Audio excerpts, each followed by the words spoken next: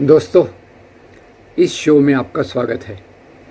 आज हम बात करेंगे अभी अभी गुजरात में एक जो जजमेंट आया है।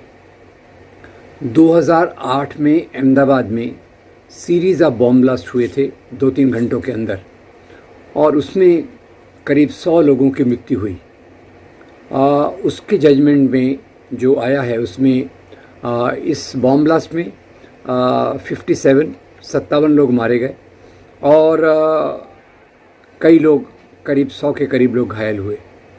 अब जो जजमेंट आया है उसके हिसाब से 38 लोगों को फांसी की सज़ा सुनाई गई है और 11 लोगों को आजीवन कारावास लाइफ इम्प्रिजनमेंट दिया हुआ है। अब ये ऐसा तो किसी भी अपराध में होना ही चाहिए। जो भी अपराध करता है उसको पूरी तौर से सज़ा होनी चाहिए, पर क्या हमारे समाज में इस प्रकार की बात हो रही है? ये थोड़ा सोचने की बात है। और इसमें कई बार लगता है कि सभी अपराधों को उसी प्रकार की सज़ा नहीं मिलती। यहाँ एक प्रकार का पक्षपात दिखता है। पक्षपात ऐसा है कि अगर अपराधी मुसलमान है तो सज़ा ज़्यादा से ज़्यादा मिलेगी, और अपराधी मुख्य संख्यक धर्म से बिलोंग करते हैं तो उनको ज़्यादातर बहुत टाइम पे सज़ा नहीं मिलती। मैं कुछ ये बात जो एक तो भारत में 2 प्रकार की भयंकर हिंसा होती रही है। एक सांप्रदायिक दंगे जिनका स्वरूप भी बदलता रहा है, और दूसरे बॉम्ब ब्लास्ट जो ख़ास तौर से 2006 और 2008 के दौरान ज़्यादा हुए। बम्बई में 1992-93 के भयंकर मुस्लिम विरोधी दंगों के बाद भी 1993 में बॉम्ब ब्लास्ट हुए। अब यहीं से हम ले लेते हैं। 1992-93 के दंगों में महाराष्ट्र सरकार ने श्री कृष्ण कमीशन रिपोर्ट बनाई। बाद में जो एक सरकार आई उसने इसको रिजेक्ट कर दिया, दूसरी सरकार आई उसने इसको स्वीकार किया, पर फिर भी जो करीब बम्बई के दंगों में करीब 100 लोग मारे गए थे, 1000 लोग मारे गए थे, और इन 1000 लोगों में से 86% लोग मुसलमान थे। अब ये पूरे दंगों में जो लोगों का रोल था उसमें से ज़्यादातर किसी को किसी प्रकार की मुख्य सज़ा नहीं मिली। ये हम लोग जानते हैं। इसमें किसी को फांसी की सज़ा नहीं हुई और कुछ लोगों को थोड़ा आजीवन कारावास हुआ। ये एक बात है। उसके बाद बम्बई में जो बॉम्ब ब्लास्ट हुए, बॉम्ब ब्लास्ट 93 में हुए, उसमें करीब 200 लोग मारे गए, और ये बॉम्ब ब्लास्ट के बाद 2 लोगों को फांसी की सज़ा हुई और कईयों को आजीवन कारावास हुआ। पहले बॉम्ब ब्लास्ट की ही हम बात एक सिलसिला देख लेते हैं। आप नोट करेंगे कि 2006 से लेकर 2008 के बीच में बॉम्ब ब्लास्ट की कई घटनाएं हुई। इसमें मालेगांव में 2 बार, अजमेर, फिर मक्का मस्जिद ब्लास्ट हैदराबाद, और समझौता एक्सप्रेस ब्लास्ट हुआ। अब इनकी जांच में हेमंत करकरे ने पूरी जांच की, और उसके आधार पर उन्होंने स्वामी असीमानंद, साध्वी प्रज्ञा सिंह ठाकुर, लेफ्टिनेंट कर्नल प्रसाद श्रीकांत पुरोहित और लेफ्टिनेंट कर्नल दूसरे एक आर्मी ऑफिसर उपाध्याय, इनके साथ मिलकर कई लोगों पर उन्होंने मुकदमा दायर किया। अब इतने लोगों की ये 4 बड़े बॉम्ब ब्लास्ट हुए जिनमें ज़्यादातर जो विक्टिम्स थे, जो मारे जाने वाले थे, वो मुसलमान थे। और स्वामी असीमानंद ने अपने एक कन्फेशनल बयान में कहा कि ये पूरी योजना उन लोगों ने मिलकर बनाई थी। पर खैर, उनमें से आज तक किसी को भी कोई मुख्य सज़ा नहीं हुई। कुछ लोगों को अजमेर के ब्लास्ट में सज़ा हुई आजीवन कारावास की। उसमें 2 आरएसएस के कार्यकर्ता देवेंद्र गुप्ता और भावेश पटेल हैं। इसके अलावा किसी प्रकार की सज़ा नहीं हुई। और मालेगांव ब्लास्ट जिनकी मोटरसाइकिल पर किया गया था, जो पहले साध्वी प्रज्ञा सिंह ठाकुर की थी, उस मालेगांव ब्लास्ट के आरोपियों में से प्रज्ञा सिंह ठाकुर भी हैं, जो भोपाल से मेंबर ऑफ पार्लियामेंट चुनकर आई हैं, और उन पर भी आज तक किसी प्रकार का कोई सज़ा नहीं मिली है। उनको बेल पर बेल मिल रही है, मेडिकल ग्राउंड पे बेल मिलती है, और बाद में उनकी कुछ तस्वीरें आती हैं, वीडियोस आती हैं, जिसमें या तो वो बास्केटबॉल खेल रही होती हैं या क्रिकेट खेल रही होती हैं। तो ये एक प्रकार का देखा। दूसरा मुझे याद है मक्का मस्जिद का ब्लास्ट का, अगर हम बात याद करें तो मक्का मस्जिद के ब्लास्ट में बहुत सारे मुसलमान नौजवानों को अरेस्ट किया गया था। बॉम्ब ब्लास्ट में मारे गए मुसलमान, अरेस्ट किया गया मुसलमानों को, और बाद में 6-8 में इसकी बहुत बड़ी हेडलाइन बनी, और 6-8 महीने बाद जब कोर्ट इनके खिलाफ किसी प्रकार के सबूत नहीं देख पाया तो इन सबको छोड़ दिया गया। पर जो इधर से पूरा स्वामी असीमानंद और उनका पूरा ग्रुप था, उसमें से केवल 2 लोग जो भावेश पटेल और दूसरे व्यक्ति हैं, इनके अलावा किसी को सज़ा नहीं हुई। 2006 से 8 आज 15 साल हो रहे हैं, और उसमें एक आरोपी आज मेंबर ऑफ पार्लियामेंट हैं, आराम से घूम रही हैं और सज़ा नहीं हुई। दूसरा ये एक हो गया।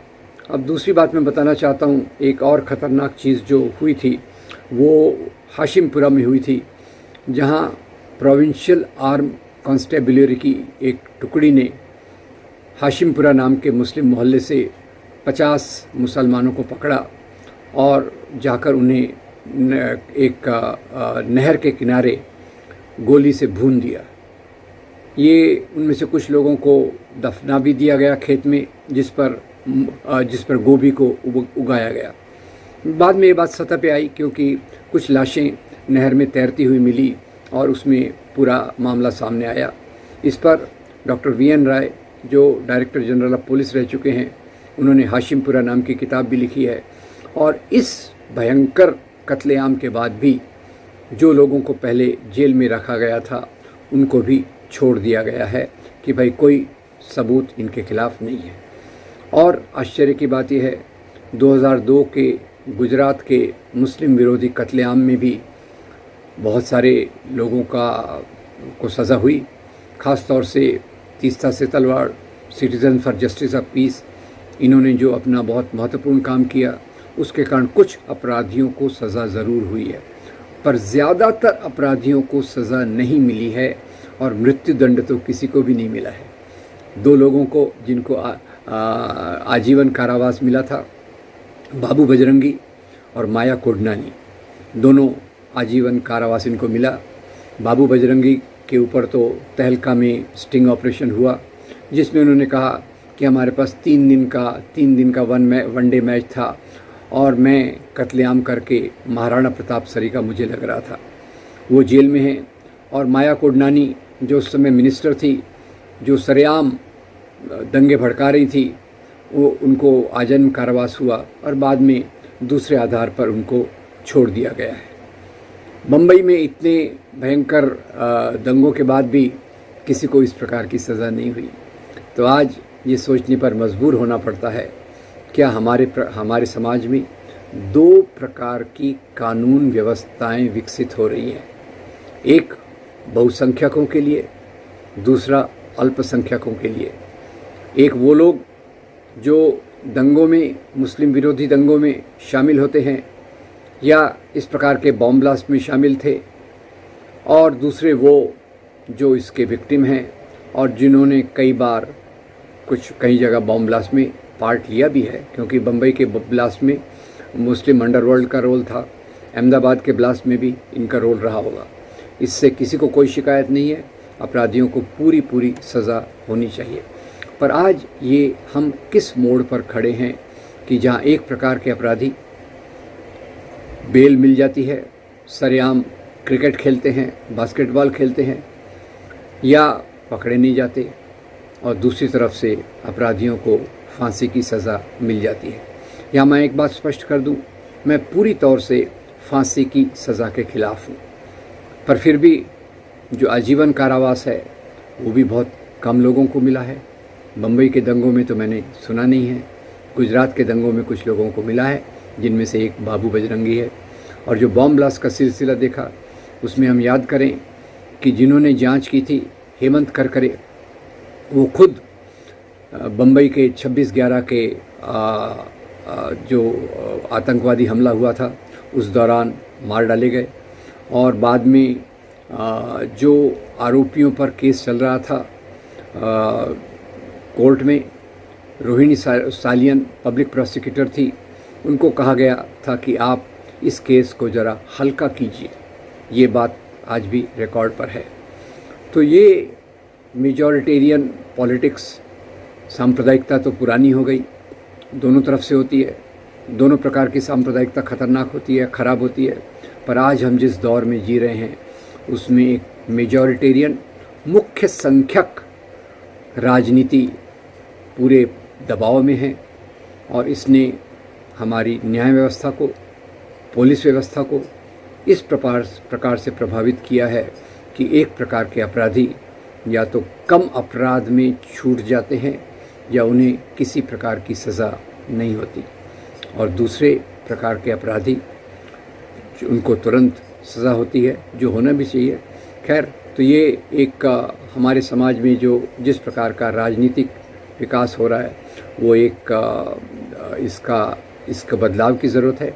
हमें एक ऐसा समाज चाहिए जहाँ बेगुनाह लोगों को कोई सज़ा नहीं होना चाहिए और सभी अपराधियों को बराबरी से सज़ा मिलनी चाहिए।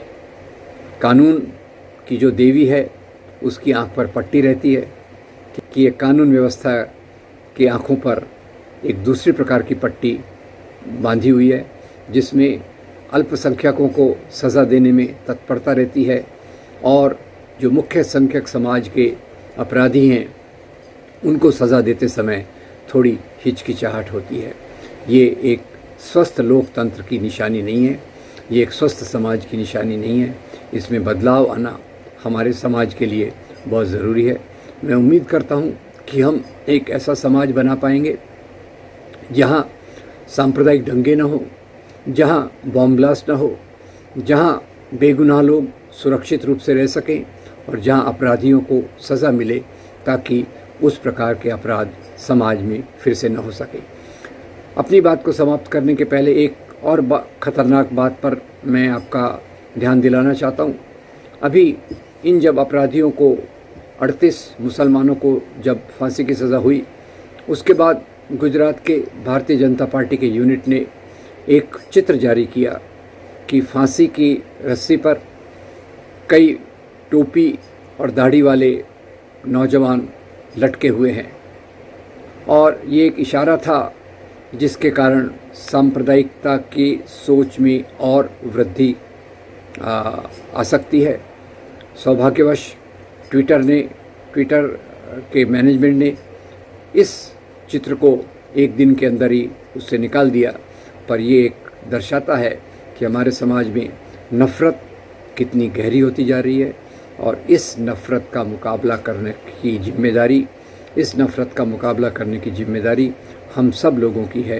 तभी हम एक स्वस्थ समाज को बना सकेंगे, जो हमारे लिए ज़रूरी है, जो हमारे आज़ादी के आंदोलन के नेताओं ने जिस प्रकार का सपना देखा था, उस प्रकार के भारत को बनाना फिर से ज़रूरी है।